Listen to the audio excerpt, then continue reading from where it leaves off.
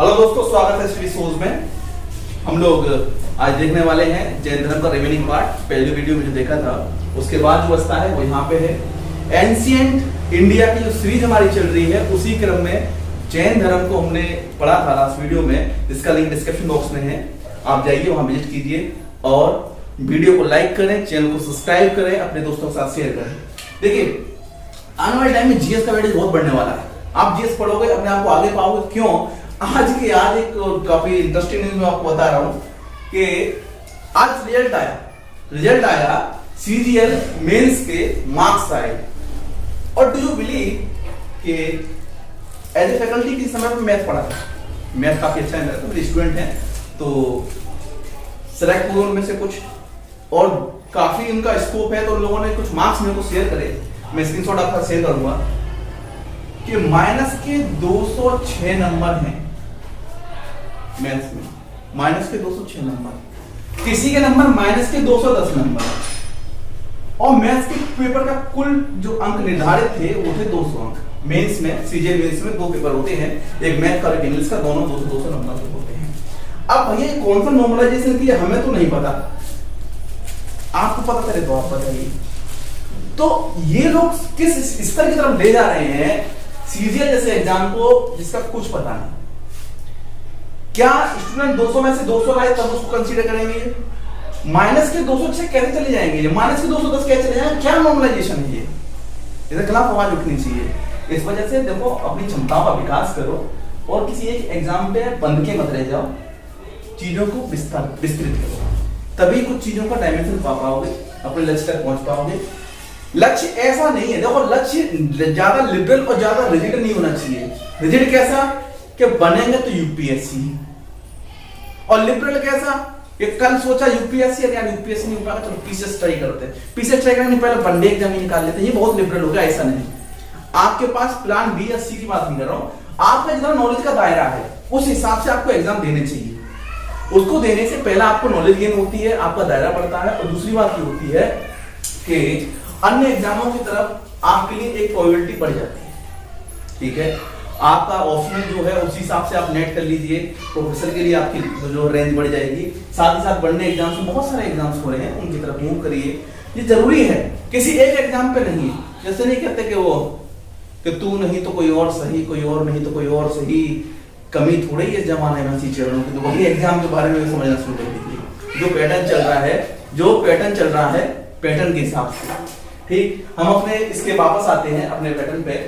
देखिए, हमने कल जैन धर्म के बारे में बेसिक्स पढ़ लिए हैं। आप बनने एग्जाम देते हैं, आप बिल्कुल कंफर्ट फील करेंगे, वहां से क्वेश्चन रीड कर ले जाएंगे। लेकिन जिस तरह से चेंजेस आ रहे हैं डे बाय डे, एग्जाम में चेंजेस आ रहा है, उस चेंजेस के आधार पर कुछ टर्मिनोलॉजी है जो अक्सर पूछी जा रही है या टर्मिनोलॉजी पूछी जाने वाली है, उन पे हम लोग जिक्र करने वाले हैं। क्योंकि अब धर्म की टर्मिनोलॉजी ज्यादा पूछ रहा है as compare to Mahavir ji का जन्म कहां हुआ, ये कहां हुआ। ये बहुत निम्न स्तर के पेपर में रह गया है।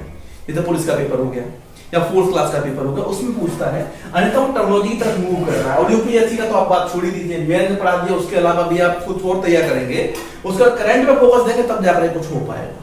ठीक है, चलिए शुरू करते हैं। हमने लास्ट वीडियो में जाना था दर्शन के बारे में। दर्शन त्रिरत्न था, ठीक है, त्रिरत्न इसका दर्शन था। ये त्रिरत्न दर्शन क्या था? सम्यक दर्शन, सम्यक ज्ञान, सम्यक शरीर। ठीक है, उचित आपका विजडम होना चाहिए, दर्शन होना चाहिए, उचित जो है ज्ञान होना चाहिए, और उचित ही क्या होना चाहिए? चरित्र होना चाहिए। अगर आप ऐसा करोगे तो 2 शब्द आपको यहां सीखने होंगे, एक होता है संबर, एक होता है निर्जरा। अगर ये आप तीनों फॉलो करते हो तो आप किसकी तरफ जा रहे हो? संबर की तरफ। मतलब आपके जो कर्म हैं वो कर्म क्या होने वाले हैं? नवीन और उचित कर्म। नवीन और उचित कर्म का जीव की तरफ प्रवाह कम हो जाएगा। ये टेक्निकल शब्द है, तो मैं आपको केवल इतना समझ देता हूं कि कर्म का जीव की तरफ प्रवाह कम हो जाएगा, ये जैन धर्म कहता है। लेकिन आप सादा भाषा समझ लो कि नवीन और उचित कर्म। और निर्जरा क्या होता है कि जो कर्म आपने जीवन में पहले किए वो कर्म, ये सब आचरण अपनाने से क्या होने लगेंगे? समाप्त होने लगेंगे, और धीमे धीमे समाप्त हो जाएंगे, और नवीन कर्म संबर हो जाएंगे। तो आपसे पूछ लिया संबर किस तरह से रिलेटेड है? निर्जरा किस धर्म से रिलेटेड है, ठीक है। अगर आप ये चारों तीनों दर्शन को फॉलो करते हो त्रिरत्न को, तो फिर आपके जीवन में क्या बदलाव आने वाला है, आपको अनंत चतुर्थांश की प्राप्ति हो जाएगी, अनलिमिटेड क्वाड्राइट। वो क्या क्या होगा, अनंत ज्ञान आपको प्राप्त होगा, अनंत दर्शन, अनंत वीर्य और अनंत सुख। यहां वीर से तात्पर्य है ऊर्जा से, इसको उसमें नहीं लेंगे, धर्म के अर्थ में वीर का यहाँ अर्थ है वो ऊर्जा। बायोलॉजिकल टर्म में क्या होता है, sperm. Sperm is a mode of energy. Biology नहीं पढ़ा रहे हैं तो ज्यादा डिटेल में नहीं जाएंगे। तभी तो उनको जिन बोलते थे, जिन्होंने इंद्रियों को जीत लिया था कि सारी चीजें उनके बस में है। इस वजह से अनंत वीर्य, अनंत दर्शन, अनंत ज्ञान, अनंत सुख की प्राप्ति होने वाली है। जैसे अनहद नाद की बात करते हैं, ये गाना में आता अनहद नाद बजा दे, उसका क्या अर्थ है जानते हैं आप? जब आप मेडिटेट करते हो खुद को, तो कुंडलिनी को जागृत करते हो। वो कुंडली शुरू होती है मूलाधार से। मूलाधार चक्र होता है बिल्कुल आपकी अंश मेखला के तरफ, जो रीढ़ का अंतिम हिस्सा होता है वह होते हैं अंश मेखला, करमपुरा, ठीक है, मणिपुरम। इस तरह से चक्र चलते चलते चलते चलते ये चक्र कहां जाएंगे, सुषुम्ना में, यहां तक जाएंगे सुषुम्ना में। और फिर जब आप मेडिटेट लंबे समय तक करेंगे तो क्या होगा कि वो जो चीजें जागृत होती जाएंगी, एक चक्र दूसरे को जागृत करेगा, दूसरा तीसरे को जागृत करेगा, और जो सबसे अंतिम चक्र जागृत होता है वो होता है अनहद नाद। जब वो चक्र जागृत हो जाएगा तो फिर एक ऐसे सुर की उत्पत्ति होगी जिसे कहते हैं अनहद नाद। गाना बना है ना, अनहद नाद जगा दे, उसका यही अर्थ है। फिर वो अनहद नाद अनंत सुख होगा, आपको किसी चीज की आवश्यकता नहीं होगी, केवल अनहद नाद को सुनते रहिए। एक ऐसा नाद जो कभी खत्म नहीं होने वाला, वो होता है। हर धर्म में इसके अलग अलग तरीके हैं। कहीं मेडिटेशन बैठ के सांसों में कराया जाता है, कहीं तस्वीर करके अल्लाह अल्लाह किया जाता है, कोई राम राम करता है। सबका यही है, वृद्ध लोग सुबह उठ के ध्यान लगाते हैं। सबका जीवन में उद्देश्य पाने का वही होता है, धार्मिक आधार पर मैं ये बता रहा हूं। ठीक है दोस्तों, अब हम चलते हैं अपने फटाफट खत्म करते हैं हिस्ट्री के एस्पेक्ट से। अब देखो, बुद्ध ने जैन महावीर स्वामी ने एक संघ की स्थापना की थी। उस संघ में 11 अनुयायी थे जिन्हें कहा जाता था गणधर। जैसी ही मृत्यु होती है महावीर स्वामी की, उसके बाद पहली बार उसके अध्यक्ष कौन बने, सुधर्मन अध्यक्ष बने थे। आफ्टर महावीर स्वामी सुधर्मन पहले उसके अध्यक्ष बने। अब देखिए, जैसे ही महावीर स्वामी का देहावसान हो गया, उसके बाद में होता यह है कि एक भीषण अकाल पड़ा मगध क्षेत्र में। इस वजह से जैन धर्मावलंबियों में से ही कुछ लोग दक्षिण की ओर चले गए और कुछ लोग वहीं रुक गए। लेकिन अकाल के कारण उनके जीवन में बहुत सारे परिवर्तन आए। उन परिवर्तनों का एक जो रिजल्ट निकल के आया आपके सामने, वो रिजल्ट कुछ इस तरह से निकल के आया दोस्तों कि जैन धर्म की दो शाखा ही बट गई। ये जब वापस आए, ये कहते थे हम एक्चुअल जैन हैं, और ये कहते थे हम एक्चुअल जैन हैं। एक तरफ है श्वेतांबर वे हैं जो श्वेत वस्त्र धारण करते हैं।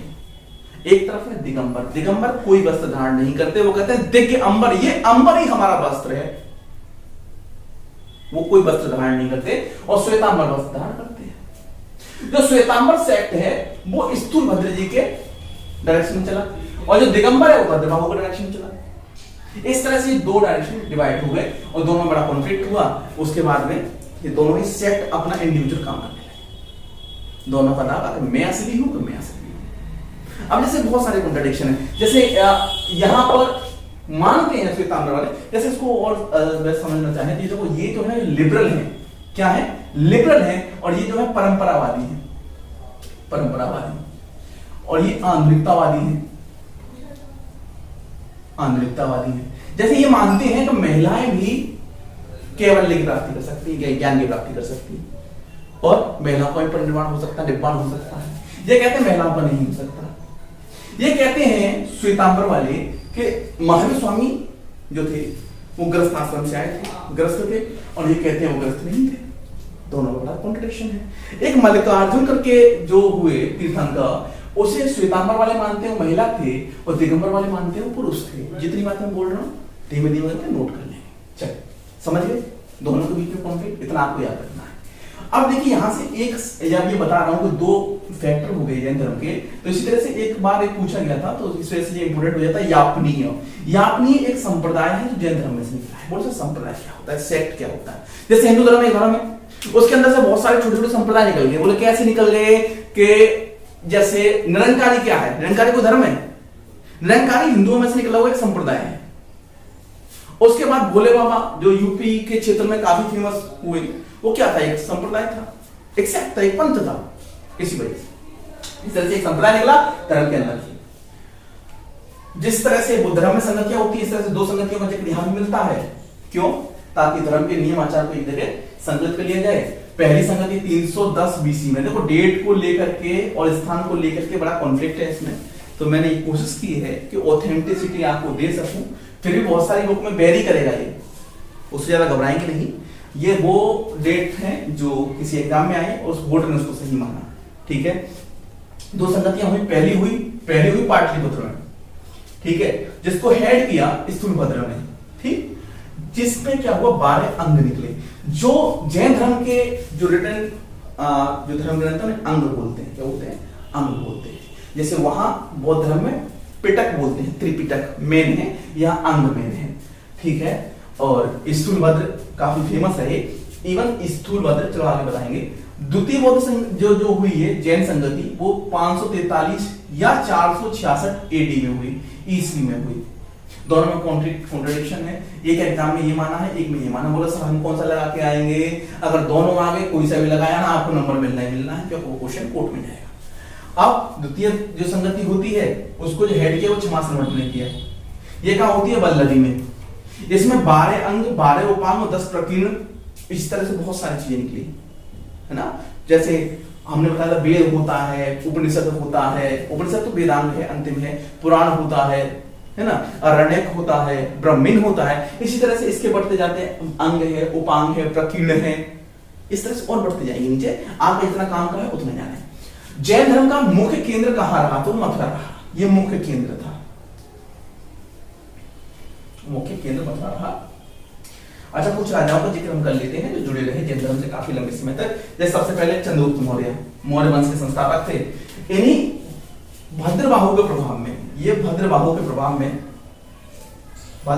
प्रभाव में जैन धर्म में धर्मावलंबी हो गए और इन्होंने अपना अंतिम समय कैसे बिताया था? कल हमने बात की थी संलेखना पद्धति। ठीक है, अब देखिए संप्रति इन्हीं के पोते हुए, परपोते है ना। जैसे अशोक के बाद हुए संप्रति, तो संप्रति भी जैन धर्मावलंबी चले गए। ये दो जो हैं वो मौर्य से थे। उसके बाद राजा खारवेल। खारवेल बहुत महान राजा हुआ, जो कहां का था? कलिंग का। ये भी बाद में जैन धर्मावलंबी हो गया। ठीक है, तो ये 3 राजाओं का नाम आप याद रखेंगे। कुछ एक दो टर्मिनोलॉजी और देख लेते हैं। जैसे बसादी, इसका मतलब होता है जैन मठीय व्यवस्था। जैसे हमारे यहाँ मठाधीश होते हैं, एक मंदिर होता है उसको मठ बोलते हैं, मठ का जो हेड होता है मठाधीश होता है। इसी तरह की जैन में मठाधीश की जो व्यवस्था है उसे कहते हैं बसादी। ठीक है, अवधिजन, ये शब्द किसके लिए यूज होता है? ये होता है उत्तम मानव बोध के लिए। यदि किसी मानव को उत्तम बोध है, उत्तम ज्ञान है, उसके लिए यूज क्या हो जाता है? अवधिजन। चैतन्य महाप्रभु का नाम सुने हो। चैतन्य का अर्थ होता है चेतना। चेतना समझते हो? चेतना, विजडम। आपका विजडम क्या है? सोच क्या है? चेतना क्या है आपकी? निर्जना शब्द का अर्थ होता है घिस जाना। निर्जना का अर्थ होता है घिस जाना। ये सब टर्मिनोलॉजी जैन धर्म से रिलेटेड है। हमने 2 वीडियो में जो है पूरा इसको कंप्लीट करने की कोशिश की। आपके पेपर पॉइंट ऑफ व्यू से आप इसके क्वेश्चंस लगाएंगे, तो वो समय मिलता है तो हम लोग क्वेश्चन डिस्कस करेंगे। लेकिन तैयारी को सही क्रम में लाओ, क्योंकि दिनों दिन कंपटीशन काफी टफ होता जा रहा है। और जीएस एक ऐसा पोर्शन है जिसमें आपको मेहनत करनी पड़ेगी, क्योंकि हर चीज का ये मूल है, हर एग्जाम का मूलभूत हिस्सा है ये। ठीक है, चलिए मिलते हैं अगले वीडियो में, तब तक के लिए जय हिंद।